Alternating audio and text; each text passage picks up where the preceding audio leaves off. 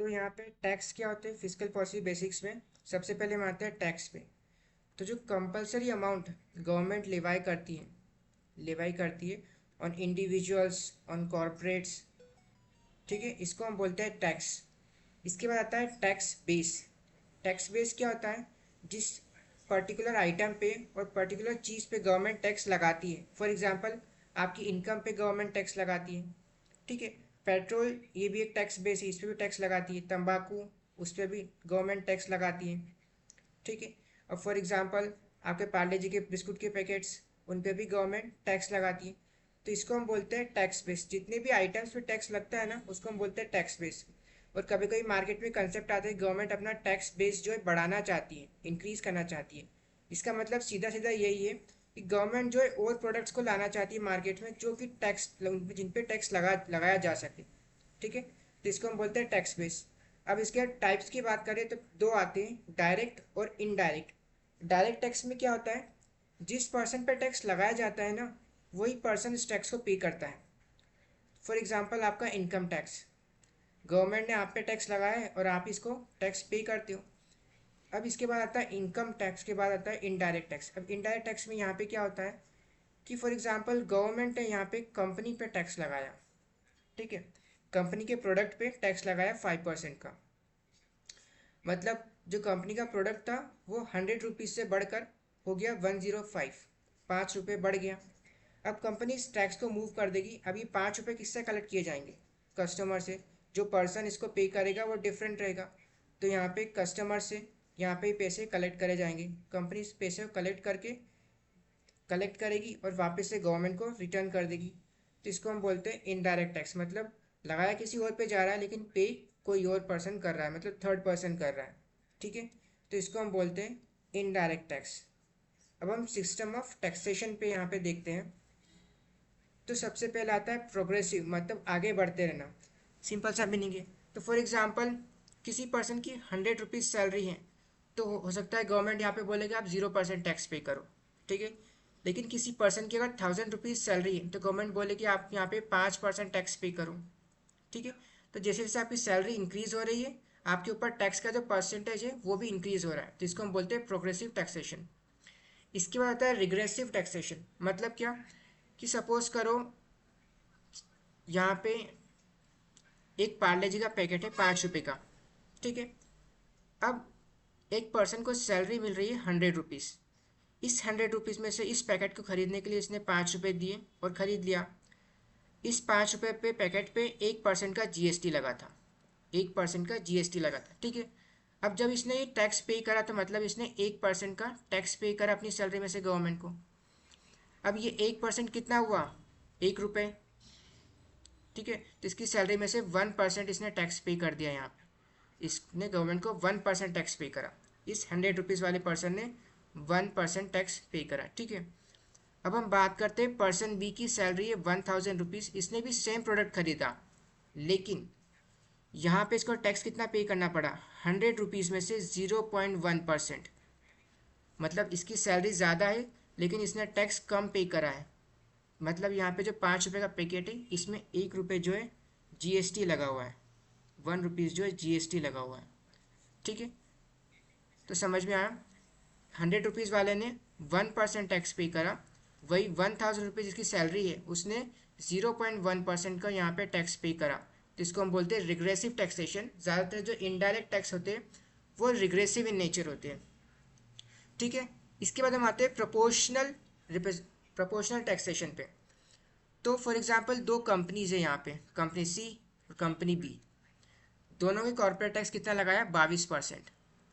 मतलब दोनों को 22% जो है यहाँ पे टैक्स को पे करना पड़ेगा। 22% का टैक्स यहाँ पे दोनों को पे करना पड़ेगा। मतलब सिमिलर टैक्स, एक जैसा अमाउंट है लगभग परसेंटेज की बेसिस पे। तो प्रोपोर्शनल टैक्सेशन सिस्टम। इसके बाद हम आते हैं सरचार्ज और सेस पे। सरचार्ज का मतलब यहाँ पे ये होता है कि टैक्स ऑन टैक्स, मतलब दोनों ही एक ही टाइप होते हैं, टैक्स ऑन टैक्स, लेकिन दोनों का पर्पस जो है अलग अलग रहता है। सरचार्ज का मेन ऑब्जेक्टिव रहता है जो इनकम इनइक्वालिटी मार्केट में और वेल्थ डिस्ट्रीब्यूशन जो मार्केट में, उसको बराबर करना। तो फॉर एग्जांपल किसी पर्सन की सैलरी जो है अबव 6 लाख है, और अबव 50 लाख है। अब इसके पास काफ़ी ज़्यादा सैलरी है, लेकिन बाकी पर्सन के पास सिर्फ थोड़े बहुत पैसे, फॉर एग्जाम्पल 5-5 लाख रुपए हैं। तो कंपेयर टू दिस, इस पर्सन से आप ज़्यादा टैक्स कलेक्ट कर सकती है गवर्नमेंट, ठीक है। तो यहाँ पे government extra charges, extra taxes यहाँ पे कलेक्ट करती है, ठीक है। तो इसको हम बोलते हैं सरचार्ज, ठीक है। और ये जो है परमानेंट रहता है, मतलब काफ़ी लंबे टाइम तक गवर्नमेंट इसको जो है इम्प्लीमेंटेशन इसका करती है।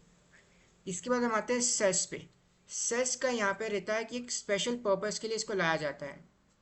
पर्पस और ऑब्जेक्टिव यहाँ पे रहता है। फॉर एग्जांपल एजुकेशन के लिए गवर्नमेंट चाहते हैं कि एजुकेशन के लिए जो बच्चों को फ्री एजुकेशन प्रोवाइड करना चाहती है।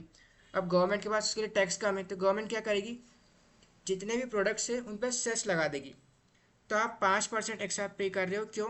ताकि इंडिया में जो एजुकेशन है बच्चों को फ्री प्रोवाइड की जा सके। अब जैसे ही गवर्नमेंट को लगता है, फॉर एग्जांपल गवर्नमेंट ने क्राइटेरिया सेट करा कि जिस तरफ 40% स्टूडेंट्स को अगर फ्री एजुकेशन मिल जाती है हमारी तरफ से, तो हम सेस को स्टॉप कर देंगे। जैसे ये क्राइटेरिया पूरा हुआ, सेस को रोक दिया गया, अब ये सेस नहीं हो लिया जाएगा। तो टेम्पररी नेचर होता है। इसके बाद हम आते हैं एड वेलोरम पे।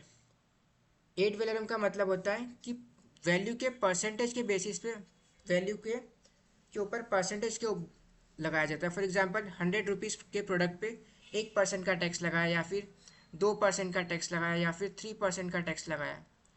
तो बेस्ड ऑन वैल्यू यहाँ पे टैक्स लगाया जाता है, ठीक है। तो इसको हम बोलते हैं ad valorem according to value, ad valorem, ठीक है। तो फॉर इसका एग्जांपल है जीएसटी, एड वेलोरम का based on value.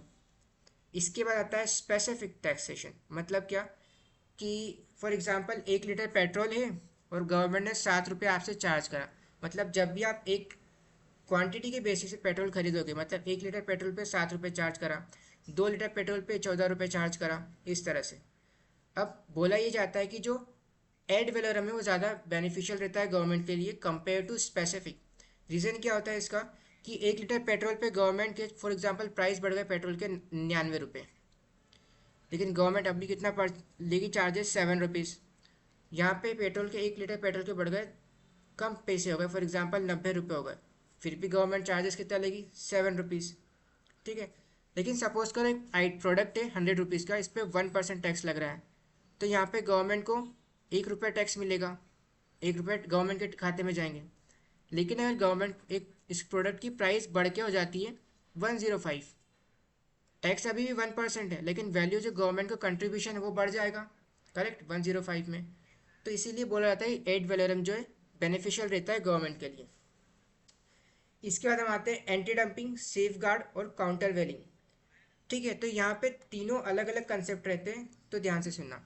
Anti dumping का मतलब होता है जब कोई कंट्री मार्केट में, हमारे इंडियन मार्केट है, किसी भी कंट्री में सस्ते प्रोडक्ट को डंप करना स्टार्ट कर देती है। मतलब कि फॉर एग्जांपल अमेरिका ने यहाँ पे चाइना के प्रोडक्ट्स पे बैन लगा दिया, ठीक है। तो चाइना क्या करेगा, इंडिया में प्रोडक्ट्स को जो अमेरिका जाने वाले थे, अब उसको इंडियन मार्केट में सेल करना स्टार्ट कर देगा।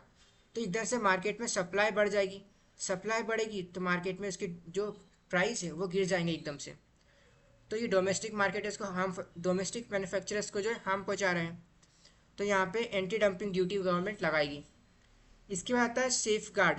सेफ गार्ड मतलब क्या, कि फॉर एग्जांपल यूएसए और इंडिया दोनों के मैन्युफैक्चरर में डिफरेंस ये आता है कि दोनों के पास टेक्नोलॉजी अलग अलग है, ठीक है। यहाँ पे यूएसए में काफ़ी सारे जो आइटम्स है वो ऑटोमेटेड है, मतलब मशीन उन्हें बनाती है, तो मैन्युफैक्चरिंग काफ़ी फास्ट है, इसी की वजह से इनके प्राइस जो है चीप है, ठीक है। वहीं जो इंडियन मार्केट है, यहाँ पे मैनुअल वर्क किया जाता है, मतलब लेबर यहाँ पे वर्क करते हैं उस प्रोडक्ट को बनाने में, इसी वजह से इंडियन के प्रोडक्ट्स जो है काफ़ी महंगे हैं। तो चूंकि डोमेस्टिक मैन्युफैक्चरर्स को यहाँ पे गवर्नमेंट बचाना चाहती है, इसलिए नहीं कि प्रोडक्ट डंप हो जा रहे हैं या फिर कुछ एक्स्ट्रा प्रोडक्ट आ रहे हैं मार्केट में, इसलिए कि बाहर के प्रोडक्ट्स जो है वो काफ़ी बेटर क्वालिटी के हैं, जिसकी वजह से डोमेस्टिक मार्केटर्स में, डोमेस्टिक मैन्युफैक्चरर्स जो कम्पीट नहीं कर पा रहे हैं। तो एक लेवल प्लेइंग फील्ड क्रिएट करने के लिए यहाँ पे सेफ गार्ड ड्यूटी लगाई जाती है, ठीक है। तो यहाँ पे रीज़न बिल्कुल अलग है। इसके आता है काउंटर वेलिंग। तो यहाँ पे फॉर एग्जांपल चाइना की एक कंपनी है जो प्रोडक्ट इंडिया में सेल कर रही है। अब चाइनीज़ गवर्नमेंट इनको सब्सिडी प्रोवाइड कर दी, सब्सिडीज प्रोवाइड करी, तो क्या हुआ, चाइना का वो प्रोडक्ट जो है काफ़ी सस्ता है, सस्ता हो जाएगा इंडियन मार्केट में, चीप में जाएगा, सस्ते में। तो गवर्नमेंट क्या करेगी, इस सब्सिडी को हटाने के लिए, जो सब्सिडी का जो इफेक्ट है उसको हटाने के लिए यहाँ पे काउंटर वेयरिंग ड्यूटी जो लगाएगी।